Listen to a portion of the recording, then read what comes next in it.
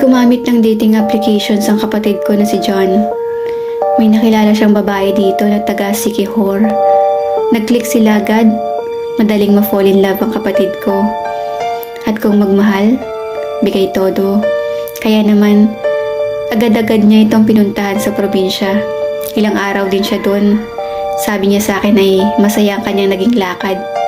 Pinakilala siya sa mga magulang ng babae at ipinasyal din. Ngunit, sabi niya ay doon niya na-realize na hindi talaga niya mahal ang babae. Na-excite lang siya sa mga pangyayari. Kaya naman pagkarating niya ay agad niya itong tinext upang makipaghiwalay. Tawag ng tawag ang babae sa kanya, umiiyak. Awang-awa ko sa babae pero sa isip ko ay mas okay na maghiwalay sila kung hindi naman tunay na mahal siya ng kapatid ko. Nagmamakaawa ito na wag silang maghiwalay pero desidido talaga ang kapatid ko.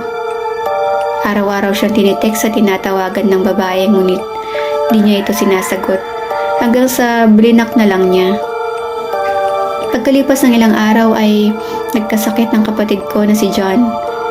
Sobrang taas ng lagnat at nagkakaroon siya ng mga sugat sa katawan.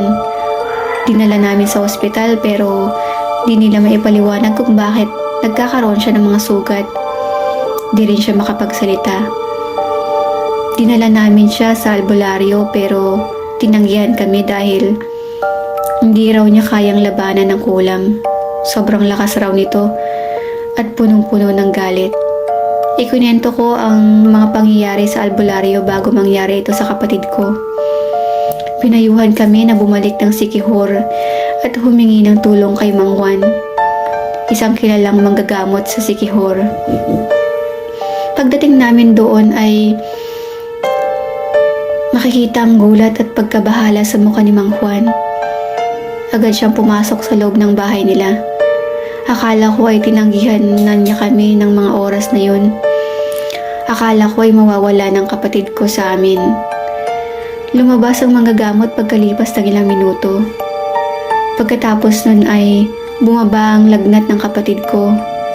Nangihina siya pero makikita ang pagbabago sa itsura niya. Agad kaming pinalis ni Mang Juan at sinabihan na wag nang bumalik sa Siquijor.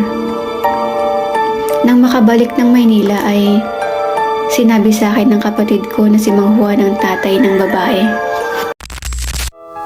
Sa dilim ng gabi ako'y naglalakad.